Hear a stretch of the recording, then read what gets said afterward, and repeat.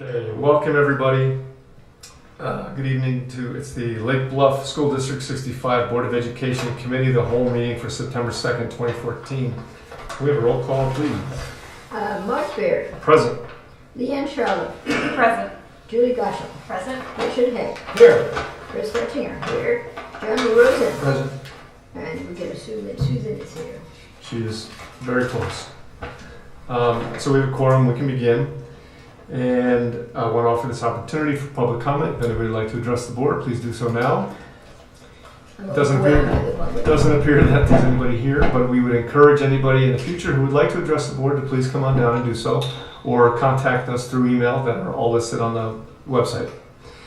We're going to begin with so that was 1 and 2. We'll begin with item 3, our discussion, and item 3A is a review of budget documents, and I will let Jean introduce that and get us going. Actually, this is a review of the budget documents that we talked about last week to see if you had any questions after further review. And tonight is really Jay's show. He's going to be going over many things related to the budget, give you some updates as far as the grounds updates, and then talk about 2 policies that correlate and align with our discussions this evening. So he's going to start with budget documents. The budget is unchanged as to what was presented last week. So really, I just wanted to take this opportunity to see if there are any questions or clarification on the items. Okay, I have a question regarding working cash. In the PowerPoint, it says that the working cash balance. Never mind. Let me ask this.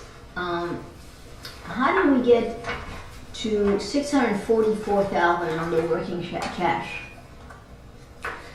What page are you? I'm on page 3, and of this thing right here. She's on page 3 of the state Thank you. But there's the same number on projected fund balance right here. Page projected fund balance. This page. guy. 15. And so That's a starting fund balance, right? right, and so and then we put 23 grand, right? So 23,750. So This is what you're asking. explain to me where that money comes That was the from. same question we just. Does Jay need to be in mic? Yes. Yes. If you guys could move the mic in front of Mic me. it up. Thank you. Thank you for doing that. Otherwise Herb will come down and get very angry at us. Yeah. Okay. Is that all right? Yep. You won't Well, have to get no, it's just for the TV. There will be a The working cash fund, the maximum levy rate for the working cash fund is 0.05, so 1 nickel per $100 of value. And the fund is designed to accumulate cash to it's kind of a cushion fund, or it's Okay. used to Networking lend cap, money to right. other. There's no expenses in the working cash fund. It just transfers money from that fund to other funds as needed. Okay, so the question I have for you is, so basically it's part of the reserve. It's included in the reserve, correct? Yes. Okay. So sometimes the district will issue bonds for working cash, so they'll call them working cash bonds, and all that money will go into the working cash fund, where it's more transparent and it's tracked. And then if that money is needed, it is by board resolution loaned to other funds. So there's more control over that money if it's kept separately to this particular fund. If in case bonds are issued for that particular purpose, correct? Right, and you also are allowed to levy a small amount for that fund. In our purpose, I mean, considering that we have, close to $10 million still in reserve, to what extent do we need that working cash? You don't. Okay, that's what I thought. It is- It's been carried forward. It's been- carried forward for 25 years. Yeah, I know, but I mean, it's kind of crazy because But it allows us to Right. transfer funds from working cash, as I understand. The funds in the working cash, the amount of money in the working cash fund can either be loaned to another operating fund and then needs to be repaid with the first taxes, or you can abate the fund and transfer that money permanently, or you can abolish the fund entirely and move all that money to the education fund. So the money is there. It's just additional fund balance, as you say. Does it facilitate any kind of transfer of fund? I mean, is there an administrative reason for which we have the working cash fund? Does it make your life easier or more complicated? There's no reason to have it. Okay. It's- Doesn't it though make it easier for you to move money? Because the other funds, as I understand it, have rules about what can transfer to what, whereas the cash, working cash, you can transfer to anything. Right. Right. You can transfer between working cash and pretty much all the other funds. So from that standpoint, if there was a need for money in another fund because the fund balance was too low, it would be easier to transfer money from that fund to cover whatever expenses. In the case of an emergency, Right, I mean, as it stands, we have pretty ample fund balances in all of the funds, so we don't specifically need it. You can create or abolish your working cash fund fairly easily. So could we, I'm sorry, go ahead. I was going to say, so if in this instance where your fund balances were significantly lower, that just makes your life easier. You know, you've got a narrower margin for error, which we don't right now. But could we actually make that working cash fund allocate some of that money across the various funds? And then it becomes a straight issue reserve. But why would You you see do what I'm that? saying? Why would you just want to keep open the opportunity to do it if you needed to do it? Yeah, flexibility might be appealing. Because, I mean, I look at it as a total, the $9 million. Yeah, no, I realize this, it's just, but we levy for it separately. Correct? Correct. So, I was thinking about, we have this reserve and eventually we need to take the levy down. And we cannot take the levy down drastically because it may compromise the future. To the extent that we can shave here and there, take the levy down slowly. But you're not shaving, you're gonna move, if you move it from one to the other, you're still keeping the total the same. You're just shaving. But let's say if we were to eliminate, then we don't raise that money next year. Or we Well, we're not raise raising maybe less. So we're not raising it this year, are we? Raising money. 23,000, well, the fund balance in that particular fund doesn't go up or down very much each year. No, we've levied 25 to 30,000 a year in that fund for And the balance in that fund is? 644. 5,000. And So so that we means don't that we spend it. levied but never spent. But it Well, still, sure. but it still means if you're going to reduce the levy by the amount that you put in the working cash fund, you're still reducing the levy. It's the difference of Yeah, but we levy keeping for money in a jar versus putting it in a checking account. It's not going to make any difference. It's like if we reduce the levy to not levy for working cash, we're just reducing the levy. Like that money can live in any one of these accounts, but we're still reducing the levy, so it doesn't really. It's kind of an what you're talking emergency about. fund, if you want to think of it that way. It's money that you set aside that you don't spend, that's there in case you need to loan it to another fund or transfer it permanently for a building project, an unexpected expense. It makes for a convenient way to reduce the levy in the future. I mean, we don't use it, so it's got a healthy enough balance that we can abate that fund, the levy on that fund, and that's one way to address Right. that. But in reality, and I hope we get to this discussion when the fund balance comes up, we should spend some time designating how these funds are going to be utilized into the future, let's say in the next 5 years, specifically by fund. So for example, we have some needs coming up, whether they're building needs or potential special ed needs or a new building for the administration, we should have the foresight to determine how we're going to use that reserve, because we're over-reserved by policy. And we should determine how we're going to use that reserve over the next 5 years, specifically by item, I think. And I hope we get to that discussion. Yeah, the money in the reserve should probably be earmarked to specific capital expenditure, i.e., we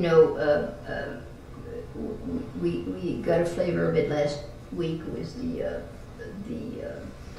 audit by the architect, and I would feel much more comfortable that in the reserve, there would be a clear extension between, capital expenditure, we know we're gonna spend that money, and unforeseen events such as a jack up in the insurance premium, a super needy kid that will cost us a lot of money in special ed. There was also another set of circumstances where there was, whatever fund where there is quite a bit of volatility. There's a tort. There was a tort, which I think probably we have a deductible, so the deductible should be in there. So, but I would be much more comfortable if we had an itemized list of that, and then we could have that extra cash just on top of this. I don't think we're going to be able to give, we can do general, but we have no idea on dollar figures for capital projects until we get our architect hired. And kind of bring our projects to the board and say, this is what we need to have done, let's prioritize, this is what we're looking at money-wise. But that's the goal, what she's talking about is the goal that we're working towards. We're Right. gonna hire the architect, and then we're gonna line up projects and make decisions about, how How do you do a quickly, or five-year how, plan what and- order they go. But they go in. the I'm in firm agreement. gave us some, the firm gave us some pretty solid estimates. And they were pretty comfortable with the quality of their estimates. So I think that hopefully the second leg of that budget process, down the road is 5-year forecast. So we can actually forecast with a great deal of precision what we need, what we're going to do, and it's not. So we may then have a really good policy regarding raising money. The levy, what we should raise, exactly what is the cost of operation, et cetera, et cetera. You are totally correct, and I think when Jay went through his priorities last week, that's one thing, he really wants that capital plan for the next 5 years, and that's something that we can put together relatively quickly once we get an architect hired and really take a look at what needs to be done. On the agenda for this evening's, there's a couple issues for the grounds that have come up. So I think it's important that we look at it in the big picture, but our goal is to make it every year we know exactly what we're buying that year. We know what we're going to be renovating, if we're renovating anything. And so this should come out to be somewhat of a science, except for emergencies, based upon what you put together from that. And then what I would add to this is I would like to see some, accrual for capital expenditure. Is not large capital expenditure, but let's say the boiler goes out, which is, a pretty heavy nut, and I don't know what is the age of the boiler. I can go back to the study. So I think that that we should earmark X amount of dollar, and that would be for you to determine, do we need $250,000, do we need, 300, whatever. Right. And then it rolls over if it's not spent. Right. I like the idea of earmarking and budgeting for CapEx or whatever we're talking about, rather than just constantly saying, do we have enough money in the reserves and dipping into it. Right. And another thing I like the idea of doing is even before talking to the architect, I just went through this at home at a very small scale, went to an architect or a kitchen designer, and I said, well, no, I'm not going to say my real number, but I have $20,000 to spend on renovation. What can we do? I can design a house for you. But maybe we want to say what portion of the money we have in our reserves is what we want to approach an architect with. We have this much money to work with, and so that money never gets touched no matter what. It's kind of in a special bucket by itself for the future of the middle school or whatever. I continue to be sensitive to the fact that we have a reserve that's still way over what we have in our policy. In fact, we're 1.3 million over the 50%, which is our top. We're almost 4.5 million over the minimum. So that's not our money. That's taxpayer money that we're holding. And I think if we're going to hold it, we need to be very specific about how we intend to use it. And I don't think we should take a long time to make that determination in a rough way. Because if we're over by $1.3 million, we need to think about how we're going to But we're not using it. We're clearly not and have not been using that for daily operating expenses, no intention to. And as we're talking about, we're hiring the architect, we're lining up the projects, and then, you know, at a point where we're hearing about those projects, the public would also have the opportunity to say, hey, you know, I feel that this is or is not the right way for the reserves to be applied. I mean, they can participate in that. I think we're on the right track with this. As long as we have specific earmarks, I think, yeah. I do just want to caution you that we're at a point now where we're Yeah, not going to levy. be building reserves. Right. So Right. whatever's in there is in there, and as we spend it, we're going to be just keeping pace by law with the levy. We're not going to be generating surpluses annually, depending on how contract negotiations go and what the CPI does. I projected out just based on where we were last year, and the annual increases to the levy, or the maximum annual increases to the levy will pretty much just about cover inflation in salaries and benefits. So I think we need to be thoughtful as to what we spend the money on and hold some back for the unexpected. Because once Absolutely. we spend it, then it's gone, and it's going to be very hard to get back. So when we talk about the reserve, we're talking about the excess money that's distributed over each of these funds. Is that right? Working cash and education and Yes. O&M. Okay. So, I mean, and I'm no finance expert like you, but to me it seems like rather than do away with the working cash account, what we do is maybe move some of the excess from education or wherever it is into the working cash so we have a better sense of what this reserve is, and then earmark it from there, where you're looking at a hard number. Well, the funds that are the most restricted really are debt service, which is used for debt service. Transportation can only be used for transportation. And then IMRF and Social Security are only used for paying pension benefits. Pretty much anything else, education, O&M, capital projects, working cash can be used to fund whatever projects we want in the district. So to the extent that you have, So it's not that difficult to transfer money. but I just, you don't need to transfer, you can adjust your levy to effectively transfer money. So you mean within the levy, you adjust the percentages for each category? If you want to increase, if you wanted to shift money from IMRF fund to the ed fund, which is illegal, you would instead, if you have a reserve in the IMRF fund, you would levy less in the IMRF fund and spend on that reserve on IMRF pensions and levy more in the ed fund. Right. To accomplish the same end.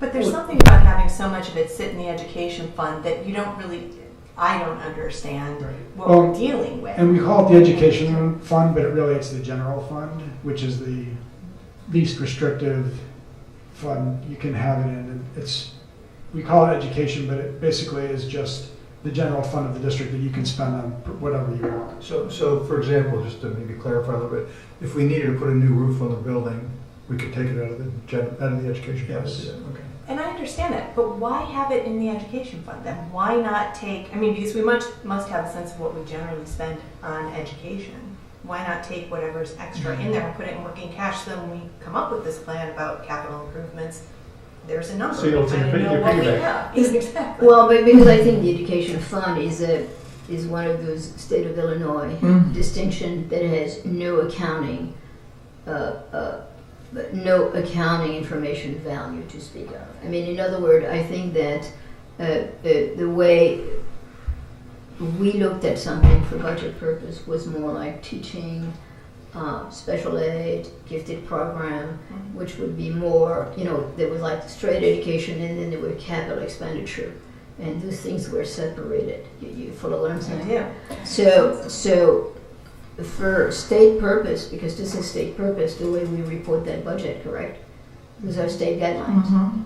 Right. So the education fund is just a general fund, and it is not about education, it's about everything. So Julie, I think maybe, I know what you're getting at because I questioned this myself, but so let me take a stab at it. So are you suggesting that what we don't intend to spend in any given year ought to maybe more wisely be kept in something designated as working cash rather than in education?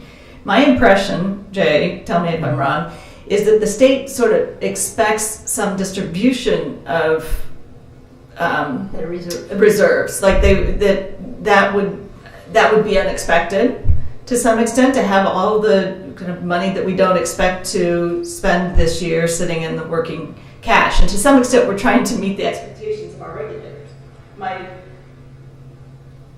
about where we keep the money. I think people, as a matter of practice, keep most of their money in the ed fund because it is the least restrictive fund. You can purchase anything in the ed fund. You can spend it on education, you can spend it on... But couldn't you do that in working cash too? I mean, Working cash requires, you can only transfer working cash to another operating fund. It requires board action. You have to pay it back with taxes. There's Someone some pay it back. work involved. Or you have a board resolution to abolish or abate money permanently to another fund. But it's designed to have oversight so that you can't just spend it.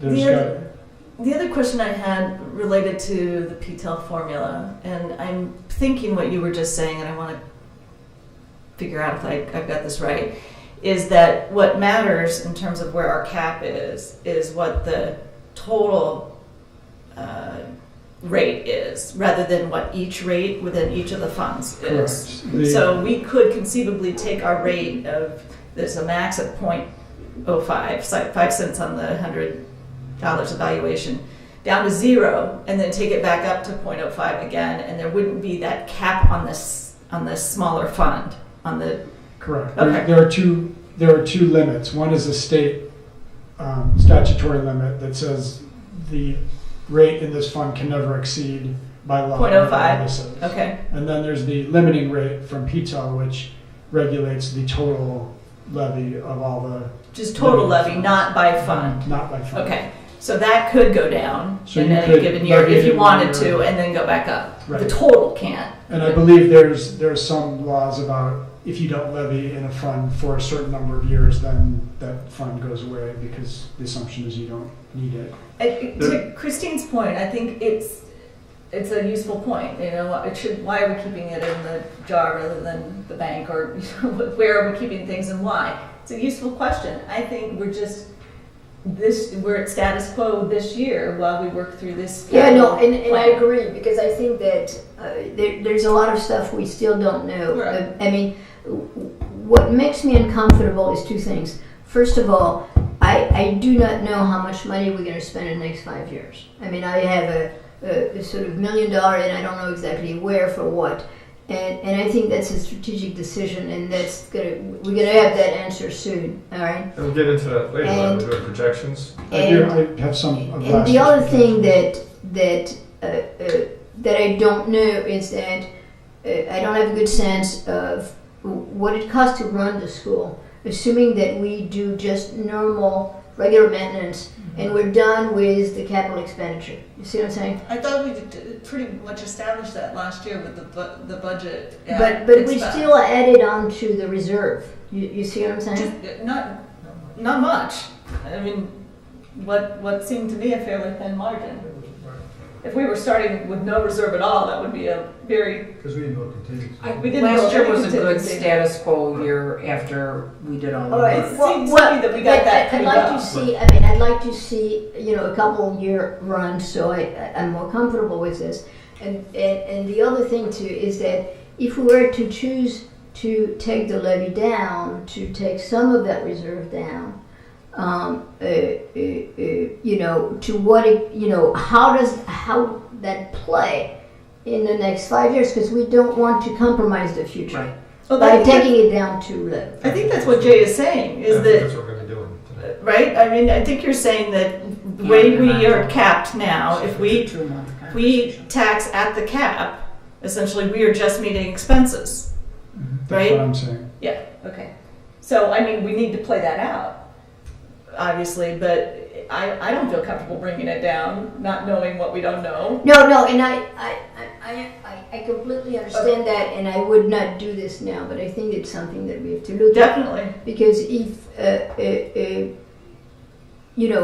clearly we still have $10 million in the reserve, and we're going to spend, let's say 4, okay, let's 5.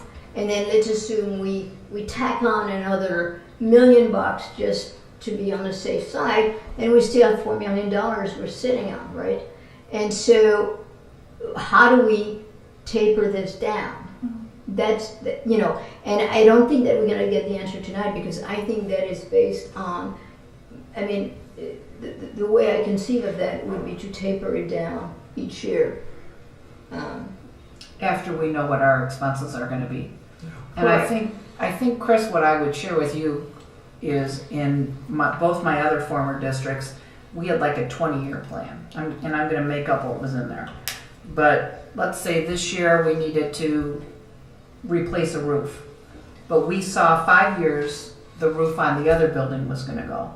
So the board would make strategic decisions and say, gee, if we do 2 roofs in 1 year, we could save money, so let's go ahead, we have the money this year, we'll do the 2 roofs, and then it's marked out at year 5. It's much easier to plan your CapEx expenses when you have that 5 to 10 year plan on what needs to be Or replaced when in you a building. do accrual for maintenance every Yes. year. I Right. mean, I think that's probably because I'm, you know, if the roof has still 5 years, and then you're gonna save a little money because, you know, the roof has 5 years in it. So I would do accrual for good level maintenance, not just paint and changing doorknobs, but, you know, seriously good level maintenance. And that is I a agree number with that you. over the years we could jack up to reflect inflation, you know, cost And of the age of the services, building. et cetera, et cetera. But the only way to do that is to spend less or levy more, and we can't levy more than our limit. So depending on what our capital needs are, or our operational needs at the buildings, you can try to set money aside for deferred maintenance, but we may end up using some of the current reserve. I think for that we instead. plan to, right? Yeah. That's Right, right. right. Write it down. Just put it I have no qualms with, you know, doing some capital work with some of that. Yeah, reserve. definitely. So part of plan. the earmarking will be, these are the things we want to, this is the new construction or the new remodeling we want to do. This is the deferred maintenance we're going to keep and on the side, and that will. When is the present bond expiring? Ones we just reached Yes. in 2027 or something. Yeah, it's way out. Well, it's 13 years. We won't be here. Yeah, no, I second that motion, but We will. I don't think I will but you know, either. that's the other thing too. I mean, also, you know, you're talking about 20-year horizon. I mean, you know, when at one point in time you can, from a taxing philosophy, when you need large expenditure, that's when you go to the voters. I think that's, you know, And that's what we're moving toward. Yeah. I think we're absolutely moving that direction. But meanwhile, we're not starting from zero. We're starting from $9 million, right? right. And so recognizing that, there's no reason to abate, and then and then go raise the money later. And we ought to be level. We ought to be as level as possible on taxing folks, right? And I think that's what we're trying to achieve is this level, not these blips. Without losing sight, to bring it back to Julie's original point about keeping track of that original chunk of money, and you know, it would be nice to be able to put it in a bucket and watch it grow or decline, but I think there's reasons why that doesn't make sense. But through the reporting that Jay's going to do and the reporting we're requiring in our new fund balance policy, we'll see that number where it goes, and he'll show it to us on a regular basis, so we'll be able to keep an eye on that moving forward and use it And intelligently. just to add some information for you, Christine, we, even with our current conditions, we're used about 50% of our borrowing capacity. So as of today, we have $20 million in debt outstanding. We can legally issue another $20 million. Yeah, which we have no plan. Which we have no plan to do. Let's say that, yeah. But it's a way to spread out. Plus, you know, Yes. you know, there is borrowing capacity and there is paying back. Yeah. You know, so that's the other big knot. I think that's, you know. There are districts that would like to borrow that can't because their community, They're capped. They're bonded out. They're bonded out, and so just for information, we have the fortunate ability to tax. So we have the luxury of such problems, right? Right. Good. Okay, I'm sorry, that was. I have one I last- apologize. That was a Good good thing they're out. conversation. I have one quick question. Sure. Did a nice job on, I can read these very, very easily. Just had a question between a projected ended fund balance for this fiscal year, Page 17, yes, and the estimated fund balance Page 15. for the page year. 37. I Which is, Where are those two different things, or those? Where are you? Okay, say that again. Well, I'm on the projected fund balance. This is one of them, 37. $9,000,000, Which page is that? $12,000. That's 15. page 17, Are you on the PowerPoint or This- the this budget one. itself? and then page That's one of 19 them. of the budget. Your page. And I think this was, That's the question I that had was last John's week. question the other night. There's, Yeah, that was John's There's a question fund. last time, Yeah, right? there's a fund missing. there's a fund missing on the state form, they're looking at operating funds. I'm sorry? The state form is looking at operating funds only, which they define as education, okay. O&M, transportation, and working cash. And I was counting all the funds. I think the difference is IMRF is the one that's not included on the state form. Done. And Thank the you, reason John. they don't include it is because it's a very restrictive fund that you can't really use the Get fund attention. balance for anything. Basically. So what do we get from here?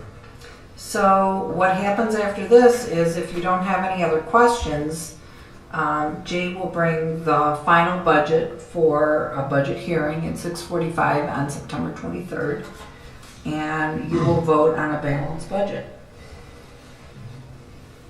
Sounds good. And all this budget, the preliminary budget data is online, Everything's on Yes. our right? So website. if somebody at home wants to look at it, please do. Ask your questions in advance of the meeting so that we can come well informed and answer them intelligently too. That would be helpful.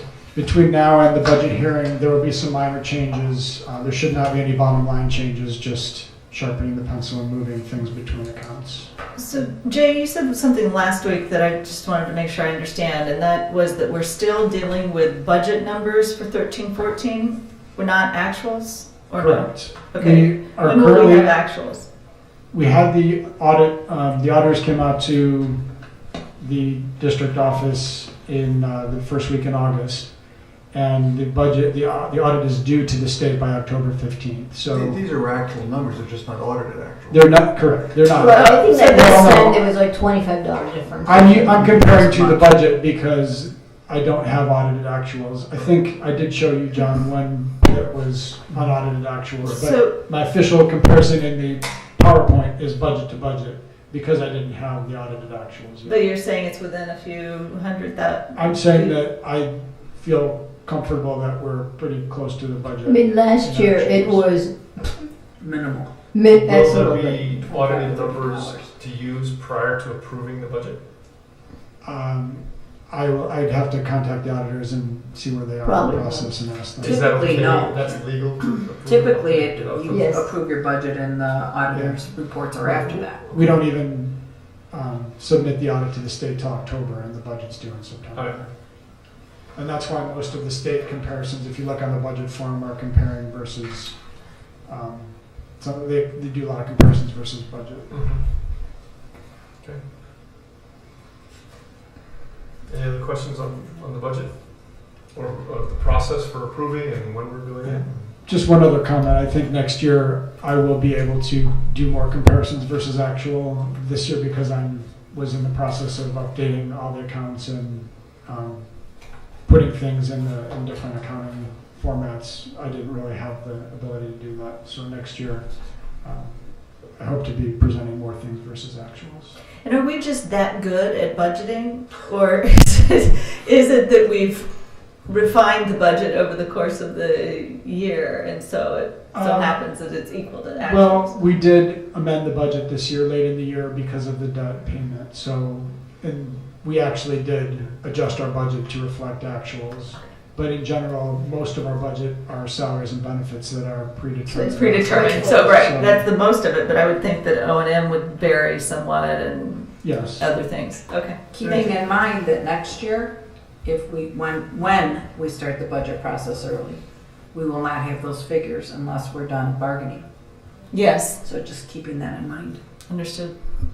It would be, from my perspective, and I'm a little bit of a geek as well, to have more trend information from the past, especially with respect to expenditures and number of students and cost per student, that sort of thing. You and I have talked about that, so, and I know you've only been here a few months, yeah, but for next year it would be good to have, and I'd be very happy to work with you to share my, I was gonna say desires, but they're probably needs, so we can get that information together. And you talked also about, I know that we talked informally about your reviewing contracting processes and so on and so forth, and you know, to see if there's possible money that could be saved, you know, with, I don't know, cutting the grass, you know. Are you gonna do it? That's on his list. I think the big thing for him right now, if Which is not, I mean, I'm really happy with what you've done so far. I mean, I think it's a lot clearer. Is it 11 pages of to-do list you showed us last week? I think the big thing though that I can't stress to you enough is he's putting in, there's been a lot of internal controls put in since he started. And so he and I talked this morning and we're going to document all those internal controls.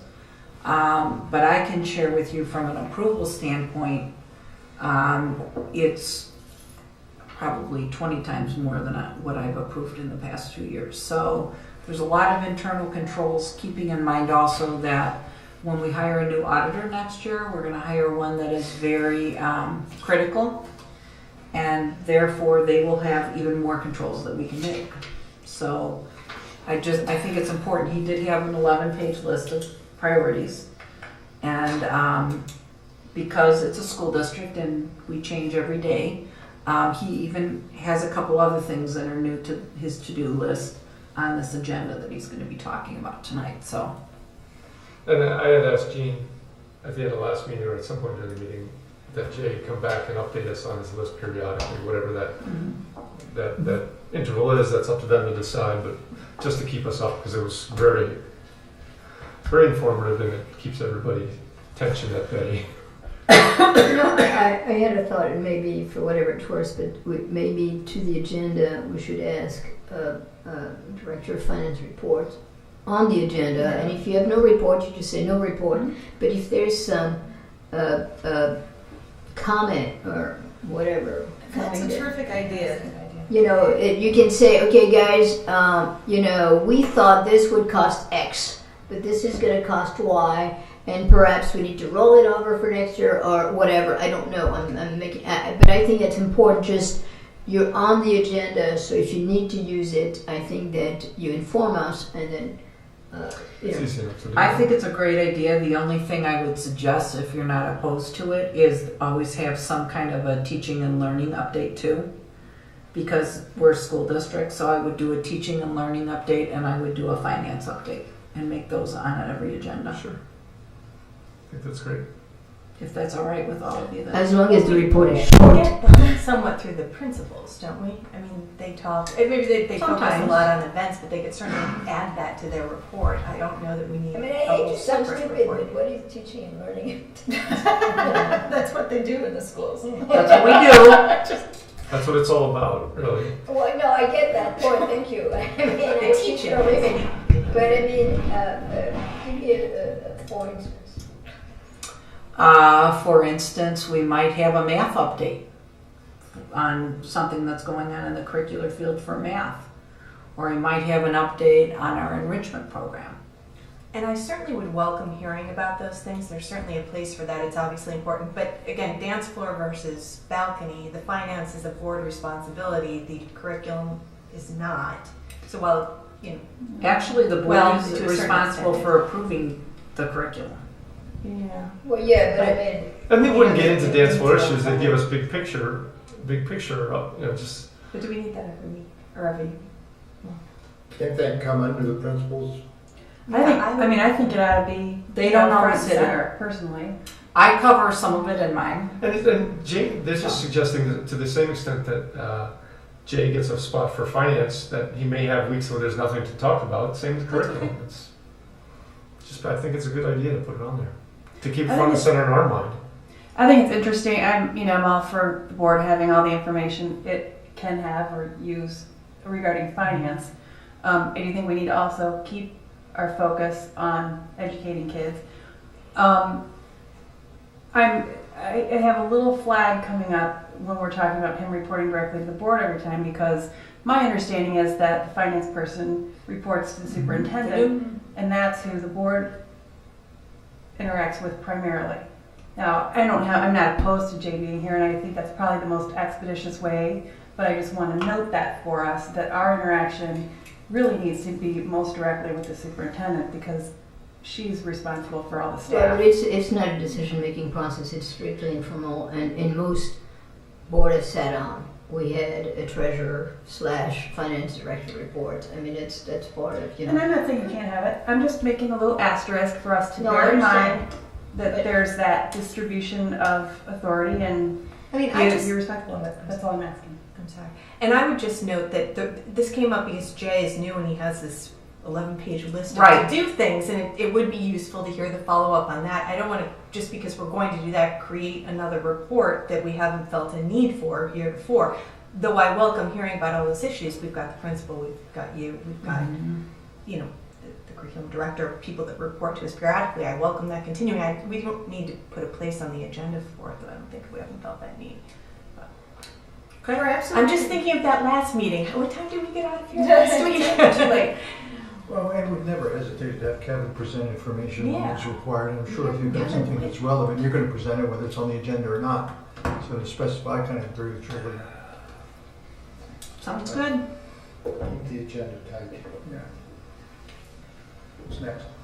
Fund balance and fund balance policy, 3B. We've kind of gone through that.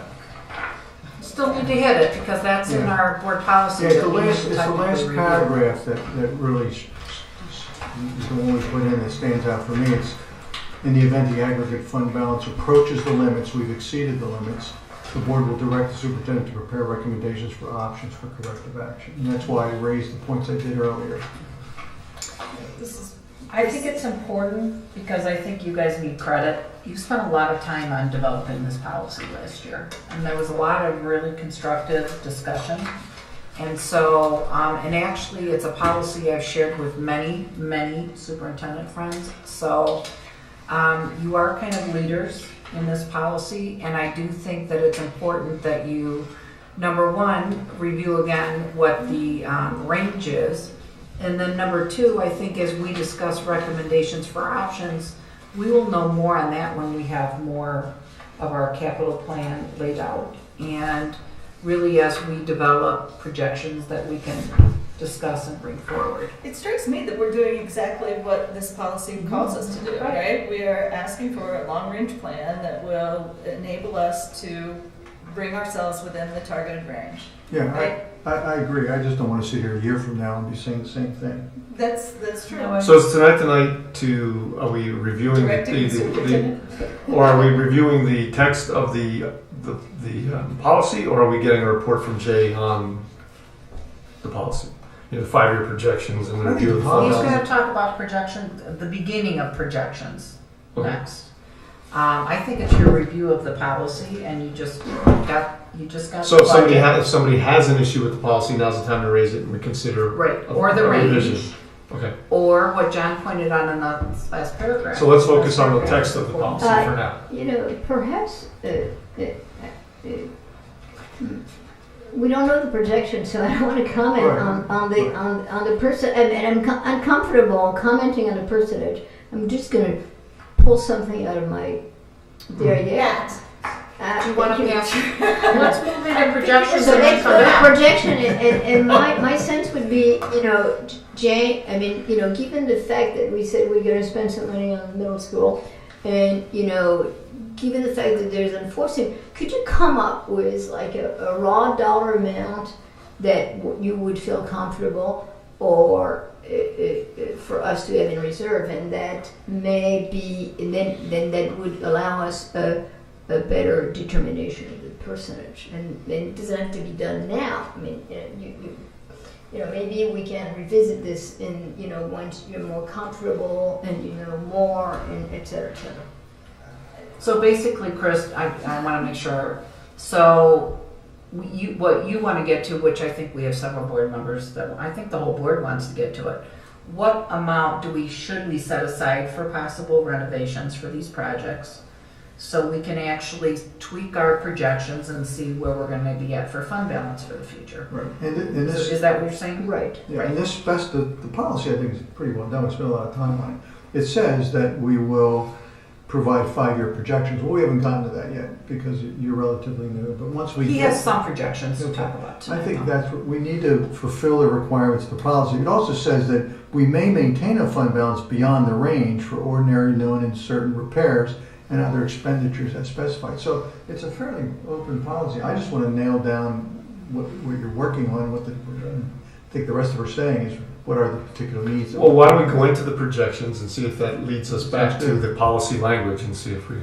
We have, Jay's gonna share the basic projections. We will have Jay and PMA, I think as he gets more situated, they will come in October to really go into depth in projections. As you start talking about levy, because this all fits together. Can I make a comment too? I think when we were having the conversation about this policy initially and we were struggling over the percentage of reserve that different members of the board felt we should have, I think part of the reason there was such a wide range is that we all understood that the middle school really hasn't been maintained as it should have been. So now we're kind of backtracking to find out what's needed and what we're going to have to do to bring it up to speed. And maybe this is only happening in my head, but I think I sort of imagined we would look at this policy again once we had really good data. We're either underway or we already kind of know what we're committed to as far as what we're going to be spending on bringing that middle school up to where it needs to be. I think we're completely in compliance with this Yeah, I do policy. too. I don't think there's anything to talk about. I think we have a policy, we're in compliance. And it says we're going to review it every year. And we will, okay. And we've done, this is the month we put in to review it. Okay, good. Well, we are going to exceed the limits though. whether- And that's why we're following the last paragraph, Which- which says that we will direct the superintendent to prepare recommendations for options. for Absolutely, prevention. that's what. And that corrective action sounds like it could be the architect's report when we Right. decide to do Right. with the middle school. So tell Took us the words right about, out of my tell mouth. us about this So- chart. First of all, ignore the blue line, the lower line, should not be there. Yeah, I was trying to figure out, what is it? That's supposed to be the low point of fund balance over the course of the year, but these projections were done with, this is basically last year's PMA projections, because we didn't. That have- was cash account. It just had an incorrect assumption in it on the way we booked our levy. Because we defer 100% of our levy, then our lowest point of fund balance is the ending fund balance for the year. So I called today to ask how that line got there, and we determined that was an error, and he actually sent me one that he took that out, but I like this one better, so I shared it instead. And again, these are last year's assumption, or last year's projections, so the number is between 8.5 and 10, and we'll know in a very shortly what our actual ending fund balance is for the year. For the year ending For the June. year ending June 30th, 2014. I think I had 9.2 in my Right, presentation right. based on the budget. This was a projection from prior to that. Okay, So it's you know, likely at the to be beginning higher. of the year, which was 8.4, so. yeah, okay. So you have 9.2 in your projection and they had 10.8. No, I'm on the wrong one, I'm sorry. Don't pay attention to that line, 8.4 is the number he's got. 8.4, yeah. Is what the blue line should be? Well, That's 15. You said 14, you're right? Wait a I minute. don't know how these are labeled though. Yeah, what is the red line and what is the blue line? The red line is the line that is the fund, That's what we're looking fiscal year ending fund balance. Okay, so we were at 16, we peaked at 16.8, and you're thinking it's gonna be 8.4, but it might be 9. I think it'll be around 9, and although I think the scale, though it says 2015, I was thinking that 8.4 represented this year. Yeah, it doesn't make sense. Something's not for- right. Yeah, 'cause we're definitely not at 15,000, which is what the 2014 15. number says, 14,900. That's because we took the money out for Right. original Right, contract. that's right. Right, I think the most Right, right, important thing here, though, is that, from my perspective, is that we're not adding further to the fund balance from here on out. It's Right. not- I think Yeah, which Exactly. makes me happy. Balanced budget, yeah, makes me happy too. And I actually- Which means that the excess that we currently have is to get back to the policy, is available for use to service whatever needs we have. Yes. Right, and because this isn't my projection and I wasn't involved in it at all, I went last night and just did some levy projections on my own to feel comfortable with it, and I feel comfortable that that trend line is accurate. Okay, So the trend line would show that if we spent no additional money, we just operated without any additional capital expenditures, Right. that we would be able to tax enough to pay our expenses and not move the fund balance significantly. Right. But our plan is, knowing that we're above our range now, Right. is to do something more than that, keep the levy steady to pay current expenses and use the fund balance, we hope, on some needed improvements. Right. And we will put that in a recommendation for options for corrective action okay, as soon as we get our architect hired and okay. start looking at our projects. I would love to see this chart again with numbers you feel more confident in. I want to see your projection. Yeah. I'm not sure about PMA, but I want to see your Well, projection. it's a good model, and You know. I think I'm sitting down with the You work PMA with them. person to Right. go Yeah, you over work with them. assumptions and work with them on something. Actually, we've already scheduled it for the end of September, so we should have it in October. Be at the October Cal meeting. So we already will be discussing projections and the levy in October for this Okay. year to prepare. So, You gotta get rid Is of. there any way you could go back and see how close, I mean, over the last 10 years, how often they had to dip into something for unexpected? They never did. I can tell you that right now. No, not since 2002.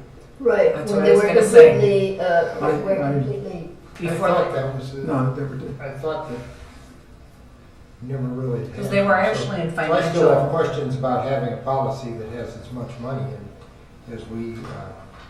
Well, I they- think Well, in in the another year, original. we might, or 2 years, maybe we're reducing it. I'm very much for looking at reducing that top number. Yeah. Well, I We're not think there we've all yet, had a but- long enough discussion about it. yeah. We would love to see what's gonna. The only what's thing play that- out for We're on us. the right track. The one thing this does not contemplate is any big changes in new property. So a Target coming in, a housing development, Stonebridge, Yeah, that was gonna be my Which next would question. positively affect. which would positively impact our cash. Now, if it's housing, we may have more students, which may bring costs, but But those- you're also gonna have some impact fees. In Yes. other words, mm, based on the number of bedroom in a house, right. Well, the impact fees are designed to provide money to the district before the taxes kick in. right, correct. to And accommodate the Still, child. I remember when we had done, and he did that, I think, it was like $750,000 going Right. to 65 or something. But it's not also not a significant amount of money. I think I estimated, I talked to our real estate tax attorney, and he estimated the target value as an incremental $2 to $3 million, which would be $150,000 or so in additional property tax. So it's not a huge windfall, but it is more. No, I money. was talking about impact fees on the real estate development on Stonebridge, which is now going in front of the village. This month. This month, Yeah, right? they already had one hearing and, it's in front of the plan commission. So there is some significant impact fees and also real estate taxes. So Now, I don't think that I never count the, whatever. Chickens before that. Thank you. but I think it's something to keep in the back of our mind when we, Right. do this projection. So a Because conservative projection does not include it, as this does. Right, so, and I think it's more conservative, then we can put them in the projection once it goes through. Yes. I mean, Target's coming, but for sure. In terms of the projections from Stonebridge, we don't anticipate that generating enough students that we would have to actually look at our buildings and say we can't accommodate it, right? They're up to, it was less than 50, Okay. spread out over all the grades. So we have more than enough room to accommodate. I asked them if I could pick the grades of the kids coming in, and they said no.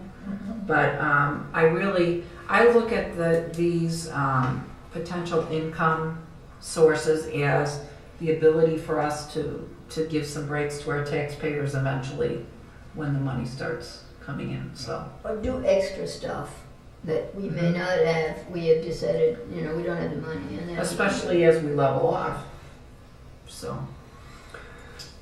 Okay, any other questions or concerns about the budget, the projections? Item C. So we're gonna get some revised numbers on that chart, some of this, okay. Item D, the Lake Bluff Elementary School / middle school grounds update. There was some concern about the condition of the field behind the middle school. This is, are we talking the middle school or the elementary? Condition of the field behind the middle school. So as part of our Plant Moran opinion, we hired a consultant to take samples at different positions where the old school was out in the field. And they came back and found very little topsoil. They did find crushed gravel, glass, bricks, and metal. What you'd expect from an old building number. And recommended that, and said that so their recommendation was that the field is in good condition for, as a green space, as landscaping, it's fine. If we wanted to have an athletic field there, they recommended removing the top 12 to 18 inches of soil and putting in fresh topsoil and seed. So the good news is it's fixable, but it Are we really using is. it as an athletic field right now? No, we are not using the field. In fact, we use the Park District field almost all the time.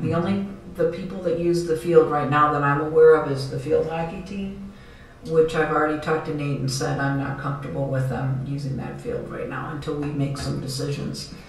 As Jay shares these items, keep in mind that that's what we have an architect of record on. There will be people that are expertise is in grounds that can look at the big picture and add this to what we're going to be needing for capital expenses. So we're not stepping out to do this until we actually evaluate whether we're Right. turning it into a sports field or whatever. So for Right. now, we just keep people off But it. the hockey team is going to go across the street. They'll probably play across the street. Okay. Yes. Yeah, and so one of the recommendations was to have an intergovernmental agreement with the Park District, which is something we're pursuing, so that we have access to the fields, and just looking at how much it will cost to convert our existing field into an athletic field if we wanted to do so.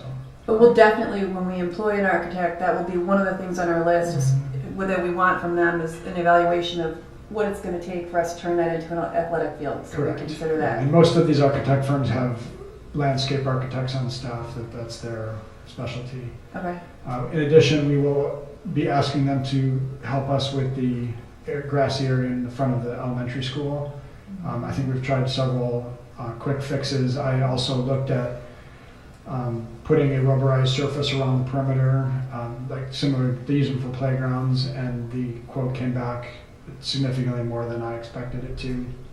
And I'm not 100% sure that's the best solution, so we're going to also, once we get an architect on staff, have them help us to look at that and make that a usable area all year round. I see the kids, and I drive by there, I go home every day, the kids are in that Park District field all the time, every day. Are you talking about middle school now? Middle school kids, yeah. Okay, he's This is not talking about the elementary now. school. Oh, okay, but I'm getting back to the middle school, Sure. because that's what we started with. Do we have an agreement currently with the Park District? No, or is we that do just not. a- It's not an official agreement, They- they just they- let us use it. So there's never been any pushback on that? They have been so gracious and so nice to work with. They truly work for this Yeah, community. that's Yeah. true. I mean, Okay. it's their constituents that are using the park, so I would assume and Yeah. hope that that would be the Right. case.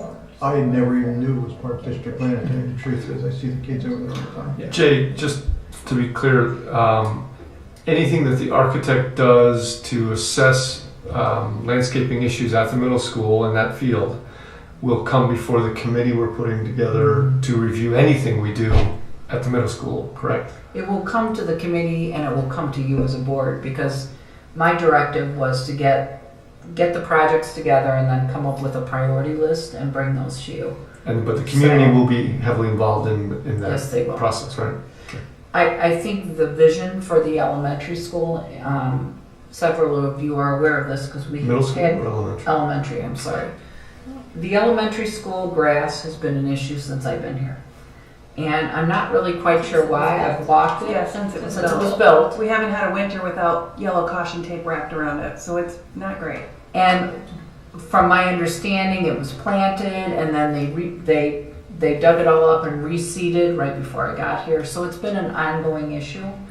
I know it's been an ongoing issue for kids not having surface to play on at the elementary school. When you combine that with, when you look at the school, there really are outside not a whole lot of things besides the playground in the front. There's not things in the front that are common in most schools, like a hopscotch and a foursquare and things like that. So this year, on top of working with the architect and getting some ideas on what we can do in the front, ranging from something around the sides, or I really don't want to replant again, or how we shovel our snow, whether that has an impact. Margaret is also spending time looking into a program called Peaceable Schools to see if that would be worth it at Lake Bluff Elementary, because we don't want to do anything, paint little hopscotches or anything on the cement until we know what we're going to be doing with the grass out there. So, What's hopscotch?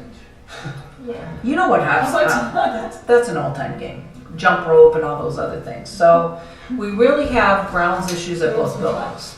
How do you draw that? It's like And you will be seeing chalk this year because we're trying it to see if they use it. We have two issues though. We have the elementary school, which the grass is an issue. And it's very, very muddy. And there are oftentimes kids cannot play on that grass out in the front. Then you get to the middle school, which so at least since I've been here, we've been waiting for the ground to quote unquote settle after West School was torn down. And now we have to make a decision. And we are so fortunate that this all comes at the same time. We're hiring an architect and we're doing this work. So the timing could not be better. We can get these issues, we can get some answers to them and figure out how we're going to solve them. Can I make a couple comments? I worry about this, especially the elementary school. It's one of these things where we're way overthinking some of this. You know, how hard is it to get some masking tape and some cans of spray paint and go out there and paint your own We tried hopscotch that. courts and Didn't stick. just get different paint? No, There's not paint made tape, for but color. tape it off to paint it is what Yeah, I'm saying. yeah. So it We looks can nice. do that. We don't even want to do that though. Yeah, we're chalk. Because and it all runs we don't over. need an architect to tell us We're what to doing do chalk. for hopscotch or for foursquare. I mean, that's crazy. And then, We're doing chalk okay, this year. I just Chalk is good. it seems silly to spend too much money on it. Right, that's and then a little bit of, in my personal opinion, and I'll probably ruffle some feathers, is kids, it's okay if kids get a little money at recess. I think they should. If they don't get money, they're not having fun.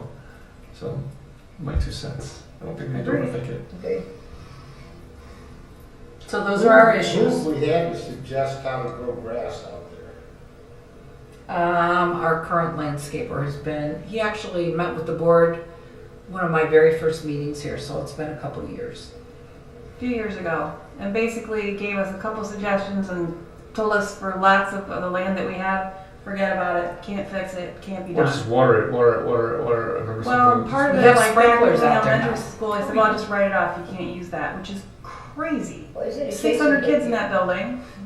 We ought to be able to make use of the space for kids to play.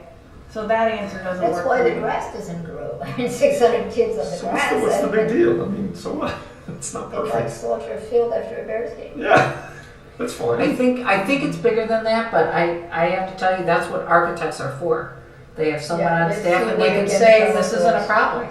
Or they can say, this is the problem. As long as we don't think that the playground grass should look like a golf course.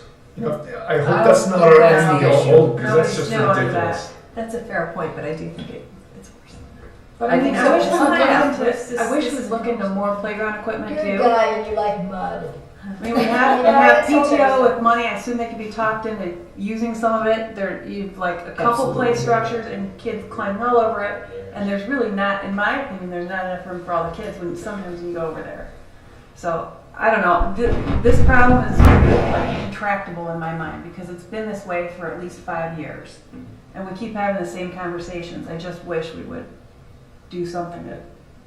Well, let's talk to the Need that architect new and see if architect. there's a Let's solution, go. and if there's no solution, then there's no solution. And I'm that's not sure an all I can architect knows a lot about how to grow grass. Why don't we talk to somebody who grows grass professionally? say. Well, they have. They Because they usually would have sub it out. specialists on their staff.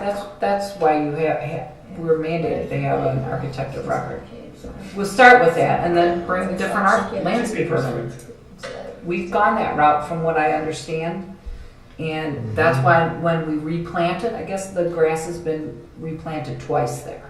Since we're right next to the golf course, have we ever asked the golf course superintendent? That would make sense. We've got superintendents around here that He's on study the this course, stuff. he's on the course every day, and the golf course is beautiful. I'm sure you do. But they don't have Yeah, but they don't have 600 kids, K you to know? fifth graders running all over like crazy people. They know different strains of grass. John puts a heavy strain on the golf course, I'm sure. And a lot of traffic. All right, moving on. Yeah, let's go. All right. Enough of Any grass. questions on those two topics while Jay is here? The last issue under discussions tonight is the capital assets threshold policy 4:80 accounting and audits, which you have in your board packet. Does anybody have any questions or Jay comments after also reading that? brought this up and talked a little bit about it at the last meeting. Policy looked good. And if the board here likes it, this is not a policy, then we would have to bring the policy committee. We would just put it in for first read at the next meeting, which is good because we have a lot of policies. For the viewing public, and I'm sure it's huge, can you give a 2-second recap of what you're recommending in this policy so they know what we're talking about? I'm recommending that we increase the district's threshold for capitalizing assets from $500, where it currently is, to $5,000 to make sure that we only capture large capital expenditures and streamline reporting and auditing tasks. Interpretation is good. Right. And it makes your depreciation scheduling a lot easier. Yes. Anybody else have any questions or comments on that? Concerns? We're not voting on it tonight. It's just, No, It will sounds go good. for first read in September 23rd. so that this isn't even official first read. No. Okay, moving on to there, before I go to public comment, is there any other issues that anybody on the board wants to raise? If there's anybody who would like to address the board, please do so. If there's not, please reach out to us if you'd like us to discuss something. Thank you. Anybody else have other issues? Do you have anything you need What to kind say? of issues? We got issues. We don't want to get into your issues. Your I just want to remind everybody, we have a cow next week to do a strategic plan update on goals 1 and 2. It's all of our academic achievement data, and there's lots to celebrate. I also sent out emails today to schedule a policy meeting and to schedule the superintendent evaluation meeting. So we'll wait and get Yeah, this. reply back to Gene with your schedule availability. And also tomorrow, John and I start our first of many meetings with the, what's the official name of it? LBTC, it's a study group for our With the negotiation union, teams. with our whole series of meetings, and they start tomorrow on insurance. So can I have a motion, are we all done? Motion to adjourn at So moved. 8:10. Second. Second, all in favor? Aye. Opposed? We are adjourned. Thank you for your help.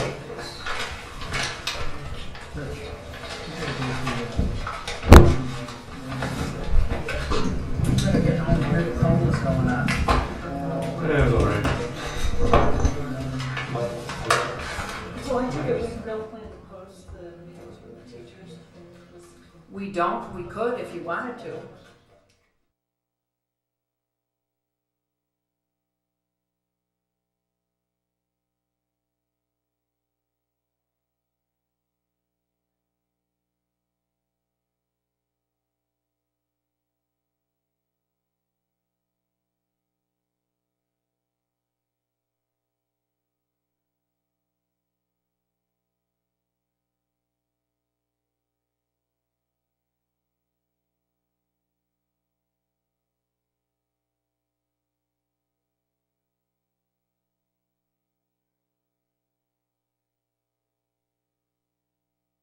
My wife said this. I think I could still do. I don't know. Session for that. I'll see her.